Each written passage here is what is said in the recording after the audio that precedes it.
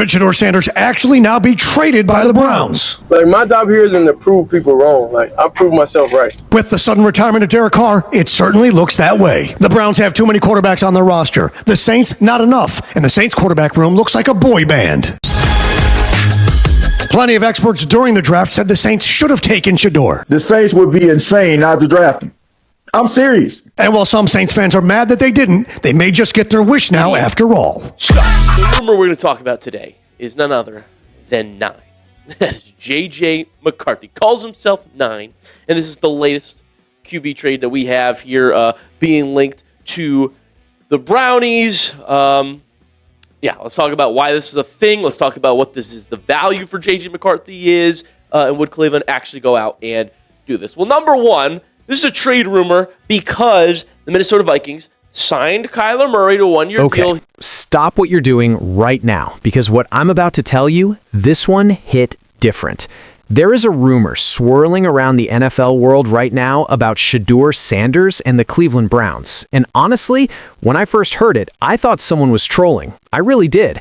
I sat there, stared at my screen, and said, there is no way this is real. But here's the thing. It is real. The reporters are talking. The NFL rumor accounts are fired up. And fans, Browns fans especially, they are broken right now. Absolutely heartbroken. And before we dive in, if you love this football team, if the Cleveland Browns are your squad, hit that like button right now. We're trying to keep the momentum going this week. Every single like means everything to this channel. And hit that subscribe button too. Free of charge, and you'll never miss a Browns update again. All right, let's talk about it.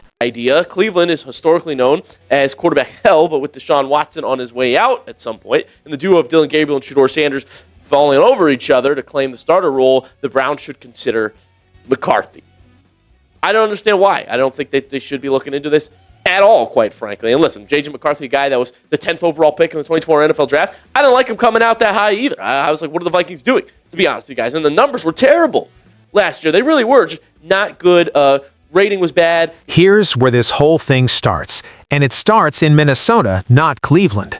The Vikings just signed Kyler Murray to a one-year deal. Okay, fine. And then they turned around and re-signed Carson Wentz. Now you might be thinking, wait, what does any of that have to do with Shedeur Sanders? Everything. Because here's what that tells you. JJ McCarthy, the number 10 overall pick from the 2024 NFL Draft, he is being quietly pushed out of Minnesota.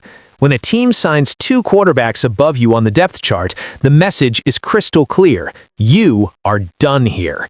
And so suddenly JJ McCarthy's name is out there in trade conversations. The Browns, the Chargers, the Rams, all of them reportedly called about him. And that's where a certain Yahoo Sports writer dropped this line that has Browns fans spiraling, that with Deshaun Watson on his way out and the duo of Dillon Gabriel and Shedeur Sanders falling over each other to claim the starter role, the Browns should consider McCarthy. Read that again. Falling over each other. Like Shedeur Sanders is just some guy in a QB battle, not the 5th-round pick who showed the entire country he belonged on an NFL field last season. Not the guy who threw for 37 touchdowns and over 4,000 yards at Colorado. Not the guy who led the FBS in completion percentage in college. And now, there's a rumor that the Browns could trade away assets or even Dillon Gabriel to bring in JJ McCarthy, a guy who couldn't even finish his rookie season without getting hurt, a guy who got soft-benched for Carson Wentz last year. The same Carson Wentz who drove down the field in London and beat the Browns in Dillon Gabriel's very first start. That's who some people want to bring to Cleveland over giving Shedeur his real shot. You can't make this stuff up. And look, here's the part that actually gets me, because this isn't just a football conversation. This is about a young man who worked his entire life for this moment. Think about Shedeur Sanders for a second. Really think about him. This kid grew up watching his father, Deion Sanders, one of the greatest to ever play the game, dominate the sport. He had every reason to coast, every reason to take the easy road, but instead, he went to Colorado and put up some of the most impressive numbers in college football. He was a first-round talent in the eyes of every major draft analyst. Mel Kiper had him going high. Every mock draft had Cleveland taking him in the top 5, not the 5th round. But he slid. He slid all the way to the Browns in round 5. And you know what? He didn't complain. He didn't hold a press conference. He didn't ask out. He put his head down, he walked into Berea, and he competed.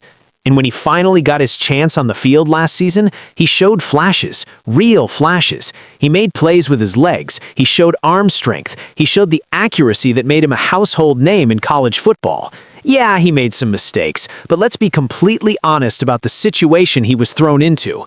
The offensive line was a disaster. The run game was broken. The coaching staff at the time had a game plan built around Joe Flacco and Dylan Gabriel, not a playmaking quarterback like Shedeur. He was thrown out there cold, without proper first-team reps in training camp, into an offense that wasn't designed for his strengths.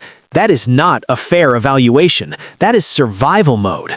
And now, after all of that, there were people suggesting the Browns should trade for JJ McCarthy instead of giving Shedeur the real shot he was never actually given? I'm sorry, but no, that is not the answer. I'm having trouble staying locked in to our Browns games because I'm trying to emotionally distance myself from the teams losing so that when we lose, it doesn't kill my week. It seems like Shedeur Sanders was not even really considered a real option, only trade value. So let's just take Shedeur Sanders out of the mix. If Shedeur Sanders is not an option, would you rather keep seeing Dylan Gabriel or would you rather Deshaun Watson when he's healthy in a few weeks? It's not that we're losing, it's the way we're losing. I don't want to keep distancing myself from this team. It's like I have to protect my own feelings from the team. I feel like sitting at the end of the bench with Myles Garrett. I'm at home on my couch at the end of the couch, distancing myself from watching the game. I understand, Myles. I understand it. You had Mike Vrabel, who was on the Browns staff last year, talking about when they were done with the gimmicks. Come on, man. I wanted to see Dylan Gabriel progress. I just wanted to see a stair climb of progression, right? So who would you rather have right now, Dylan Gabriel or Deshaun Watson? Bring in JJ, and so I don't think it would be a good idea for the Browns at all. Don't do it. What's the value, though? What is the mock trade that has been projected? Well, according to the article, it was the Browns get McCarthy and a 7th to give up one of their 5ths, 145, and then a 6th-round pick to get JJ. So, cheap, I guess, in terms of where JJ was drafted a couple of years ago, right? Absolutely. But you're still giving up a value fit, one of those 5ths and a 6th. Let's talk about what a JJ McCarthy trade would actually look like. Reports suggest the Browns would need to give up a 5th-round pick, the 145th overall selection, plus a 6th-round pick to get JJ. On paper, for a former top 10 pick, that sounds cheap. But here's my problem with it. What exactly are you getting? A quarterback who had a forgettable year statistically, a quarterback who got hurt before his season even started as a rookie, and then dealt with a concussion and more injuries last year. A quarterback who got benched for a guy who hasn't been relevant in years. And here's the deeper question. What does bringing in JJ McCarthy actually solve? If he's coming in as a backup, you now have Shedeur, Watson, Gabriel, and McCarthy on the roster.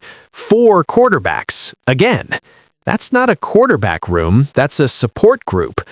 If he's coming in to compete with Shedeur, then you're telling a young man who poured everything into this organization that you don't believe in him. You're giving up on him before you've even properly invested in him, before you've given him a full training camp, a real offensive scheme built around his skills, and a head coach who actually wants him out there. And that head coach, Todd Monken, he likes playmaking quarterbacks. That's his thing. That's his history. And Shedeur Sanders is a playmaking quarterback. The connection is right there. The pieces are there. Why walk away from that before you've even tried? The Browns' real problems this offseason aren't at quarterback. It's the left tackle position. It's wide receiver depth. Those are the moves that could actually change this team's trajectory. Spending draft capital on another quarterback before solving the line issues is backwards thinking. Don't do it, Cleveland. Don't do it. Now here's the part I genuinely get excited about, because there is some really interesting news directly from Deion Sanders himself about his son. Deion reported that Shedeur is thinking about switching his jersey number. He wore number 12 with the Browns last season, but longtime fans remember that back at Colorado, Shedeur wore number 2, and he looked clean in that too. He was electric in that too. Could a number change be a reset, a fresh start, a new chapter? I know that sounds like reading too much into it, but in football, those moments matter.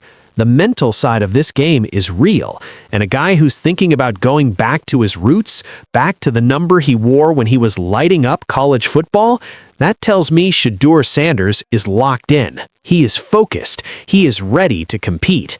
And here's what I truly believe. If the Browns give this young man a real opportunity, first-team reps in training camp, an offense designed around his mobility and arm strength, a head coach who has him in the plan from day one, we are going to see a completely different Shedeur Sanders. Not the guy thrown into the fire without preparation, but the guy who was a first-round talent in everyone's eyes. The guy who put up video game numbers in college. The guy who has that same competitive fire as his father burning inside him. This is the year we find out who Shedeur Sanders really is, and I am here for it. So here's where I land on all of this. The JJ McCarthy trade rumor? Skip it. Move on. It's noise. It doesn't solve the real problems on this roster, and it doesn't give Shedeur the fair shot he deserves. What I want to see this year, and what I genuinely believe we're going to see, is a Cleveland Browns offense built around a playmaking quarterback who has something to prove. And there is nobody in that building with more to prove than number 12, or maybe number 2, Shedeur Sanders. Let me know in the comments, would you make the JJ McCarthy trade? Y for yes, N for no. And what number should Shedeur wear this season? Type 12 for 12, type 2 for 2. Let's get that conversation going. If you enjoyed today's video, please hit that like button right now. It takes 2 seconds and it genuinely helps this channel more than you know. And if you are not subscribed yet, what are you waiting for? Hit that subscribe button and turn on the notification bell so you never miss a Browns update. I'm Joey, this is Browns Sport, and I'll see you in the next one. Let's go Browns!